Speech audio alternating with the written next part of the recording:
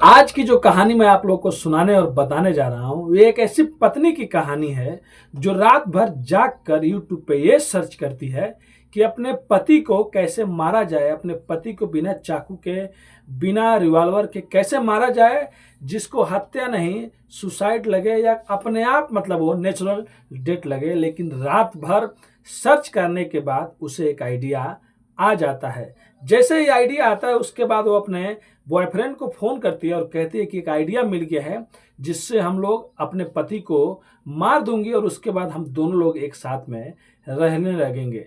उसका बॉयफ्रेंड भी मान जाता है और अपने पति के कानों में एक ऐसा चीज डालती है जिसके बाद उसकी पति की मौत हो जाती है। लेकिन उसकी एक छोटी सी गलती पुलिस के सामने शक पैदा कर देती है। पुलिस शक करने के बाद उसको पत्नी को थोड़ा बहुत इधर उधर घुमाती है और अपने तरीके से जांच करती है। फिर बाद में इन दोनों का भंडा फूट जाता है और उस पत्नी को पुलिस अरेस्ट कर लेती है। तो पत्नी ने क्या प्लान बनाया था, कैसे उसकी जिंदगी में सब आया था जिससे वो सोच रही थी अपने पति को मार दो उतनी बेरहमी से, और इतनी खतरनाक पत्नी जो कानों में डाल के अपने पति को मार दी, उसकी कहानी आप लोग को बताएंगे। उससे पहले आप लोग से रिक्वेस्ट करते हैं, अगर आप हमारे चैनल पर नए हैं तो चैनल को आज ही सब्सक्राइब, लाइक, शेयर, कमेंट करना मत भूलिए। तो नमस्ते, आदाब, सत श्री अकाल। आज की जो सच्ची घटना मैं आप लोग को सुनाने और बताने जा रहा हूँ, ये घटना तेलंगाना प्रदेश का एक जिला लगता है करीमनगर। करीमनगर की यही कहानी है। वहाँ पे एक आदमी रहता है जिसका नाम संपत रहता है और एक पत्नी होती है, एक औरत होती है जिसका नाम रमा देवी होता है। इन दोनों का शादी हो गया रहता है और बहुत अच्छे से इनकी जिंदगी चल रही होती है। लेकिन जो संपत होता है अक्सर वो दारू पी के घर पे आता था और अपनी पत्नी से झगड़ा उगड़ा करता था, जिसके बाद पत्नी परेशान रहने लगती है। उसके बाद उसकी पत्नी भी कहती है कि देखो तुम दारू पुनः पीना छोड़ दो, नहीं तो मैं तुम्हारे साथ में नहीं रहूंगी। लेकिन आए दिन झगड़ा होते रहता था। जो संपत रहता है वो एक लाइब्रेरी में सफाई कर्मी का काम किया करता था और सैलरी भी उसकी कम थी। और जो रमा देवी उसकी पत्नी थी वो एक ठेला लगाती थी सुबह नाश्ते वास्ते का, खाना होना का, जो आए दिन लोग आते थे जाते थे, खाना खा के जाते रहते थे। इसके बाद उन लोगों का बच्चे भी हो जाते हैं और बच्चे होने के बाद संपत और ज़्यादा पीने लगता है, शराब पी के घर पे आने लगता है, जिसके बाद जो उसकी पत्नी रहती है उन लोगों में झगड़ा होने लगता है।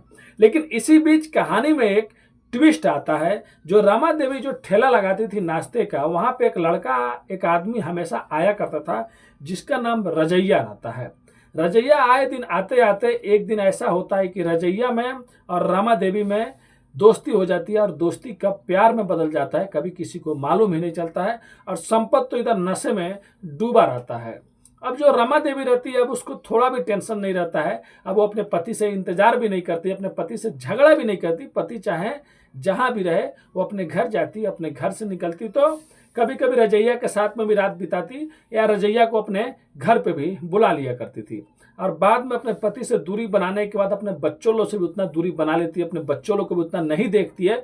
अब उसके दिमाग में बस यही बात रहता है कि मुझे रजैया के साथ में रहना है। बाद में संपत को भी ये पता चलता है, उसको भी एहसास होता है कि मैंने गलत किया और मैं अपने परिवार के साथ में रहूंगा, अपने परिवार को टाइम दूंगा, मैं घर नहीं जाता हूं। उसके बाद वो अपने घर जाने लगता है, अपने बीवी से बात करने की कोशिश करता है। लेकिन जो रमा देवी रहती है अब तो वो उड़ गई रहती है, अब तो वो दूसरे के साथ में रहना चाहती थी, लेकिन वो इसकी एक भी बात नहीं सुनती है। अब रमा देवी को डर लगने लगता है कि अब मैं करूं तो क्या करूं, अब तो ये अच्छा हो रहा है, अब तो ये घर आ रहा है और अच्छी अच्छी बातें कर रहा है और मुझे रजैया के साथ में रहना है। तब वो रजैया के साथ में एक प्लान बनाती है और कहती है कि सबसे पहले तुम मेरे पति से दोस्ती करो। और दारू पीने इस जगह पे जाता है, उधर ही घूमते रहता है, और जब तुम दोस्ती कर लोगे तब हम लोग कुछ आइडिया सोचेंगे और इसको रास्ते से हटा देंगे। उसके बाद हम दोनों लोग एक ही साथ में रहेंगे। और वो अपने पति से हमेशा ये भी कहती थी कि तुम जितना पैसे कमाते हो उससे हमारे घर का खर्चा नहीं चलता है, अगर मैं ठेला नहीं लगाती तो शायद हम लोग रोड पे आ गए रहते। उसके बाद जो रजैया रहता है उसके पति से मिलता है एक दिन शराब के ठेके पे, वैसे वैसे ही बात करता है। उसको भी लगता है संपत को ये भी मेरे जैसा है। अब इन दोनों में दोस्ती हो जाती है। 1 से 2 महीना ये लोग मिलते रहते हैं, जुलते रहते हैं। एक दिन रात भर बैठ के रमा देवी मोबाइल के यूट्यूब पे सर्च करती है कि कैसे अपने पति को मारें जिससे पुलिस को शक मत हो, जिससे किसी को डाउट मत लगे। उसके बाद चाकू या रिवॉल्वर या बंदूक से नहीं, कुछ कुछ सैंपल तरीके से मारना है जिसको नेचुरल डेथ बताना है, मतलब अपने आप वो मर गया। तभी वो उसको एक पॉइजन, एक कीटनाशक दवा मिलता है जिसको कान में डालने के बाद आदमी मर जाता है, आदमी दुनिया से चला जाता है। उसके बाद वो अपने लवर को फोन करती है, रजैया को, और कहती है कि देखो हमको एक आइडिया मिल गया है, एक तकनीक मिल गया है, और उससे अपने पति को मैं मार दूंगी, उसके बाद हम दोनों लोग एक ही साथ में रहेंगे। रजैया पूछता है, फिर वो कहती है कि प्लान समझाती है, कहती है कि तुम सबसे पहले उसको एक जगह साइड में कहीं बुलाओ पीने के लिए, उसके बाद मैं वहां पे आऊंगी। अब रजैया संपत को फोन करता है और कहता है कि देखो यार, मेरे कुछ दोस्त हैं जहां से संपत के घर से थोड़ा सा दूर पे मेरा जहां पे कुछ दोस्त है, वो लोग पार्टी कर रहे हैं दारू वारू का, तुम भी आ जाओ, मैं भी वहीं पे आ रहा हूं और हम लोग दारू का पार्टी करेंगे। अब रजैया 1-2 महीने से इसको जानता था और संपत भी 1-2 महीने से जानता था, लोग डेली शराब पीते थे और रजैया ही फ्री में पिलाता था, कभी पैसे भी नहीं लेता था। तो उसके बाद संपत वहां पे आ जाता है, रजैया का दोस्त रहता है और रजैया पहले से ही वहां पे खड़े रहते हैं उस ब्रिज के, उस पुल के बाजू में नीचे।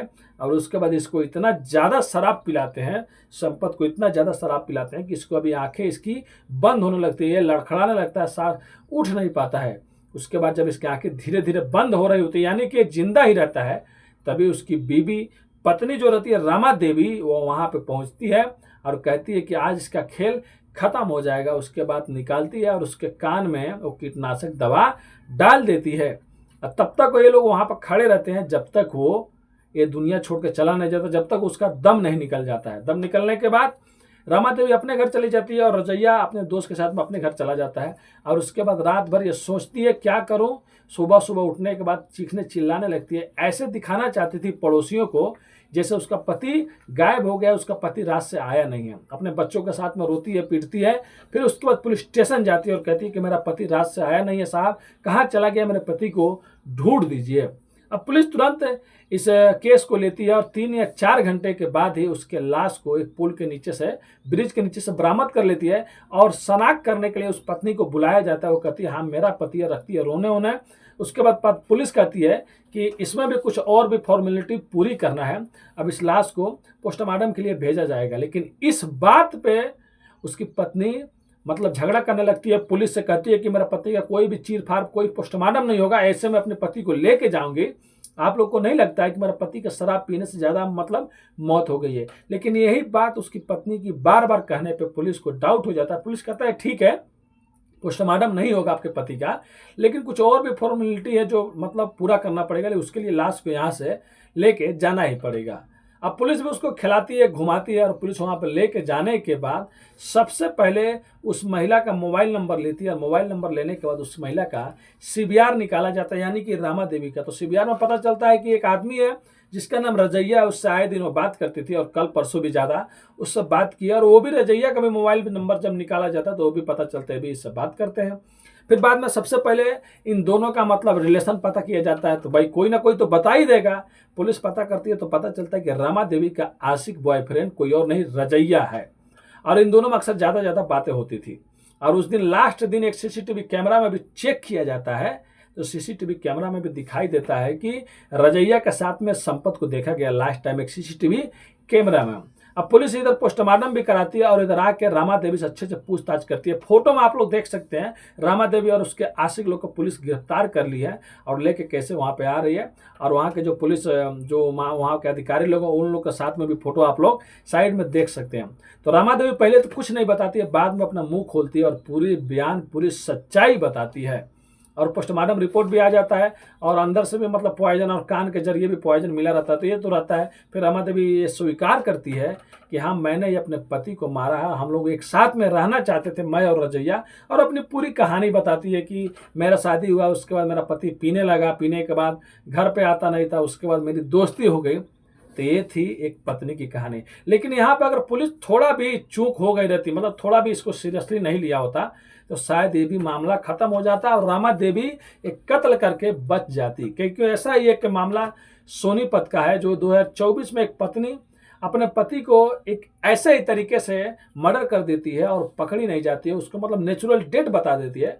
लेकिन एक मोबाइल कॉल की वजह से, कॉल हिस्ट्री की वजह से 2025 में वो अगस्त के महीने में ही शुरू में ही पकड़ी जाती है। मतलब सोच सकते हैं 1 साल तक वो बची रहती है। तो ऐसा हर जगह में होता है, लेकिन अगर यहाँ पे पोस्टमार्टम नहीं हुआ होता, अगर उसके बीवी पे शक नहीं हुआ होता, तो शायद उसकी बीवी भी बच जाती, अपने रिलेशन वाले को किसी को बुलाती, भाई शराब पी कर मर गया था, वैसे उसका अंतिम संस्कार कर देती है। तो ये थी आज की कहानी एक ऐसी पत्नी की जो ये सर्च कर रही थी यूट्यूब पे कि अपने पति को कैसे हम मारा जाए। तो ये कहानी सुनाने का उद्देश्य किसी का भी दिल दुखाना नहीं है और ना आप लोग को किसी को आहत पहुंचाने के, बस आप लोग को अपनी कहानियों के माध्यम से जागरूक और सचेत करना है। अगर आप भी हमारे चैनल पर नए हैं तो चैनल को आज ही सब्सक्राइब कर लीजिए, शेयर कर दीजिए दोस्तों में ऐसे ही कहानी और सच्ची वीडियो देखने के लिए। धन्यवाद।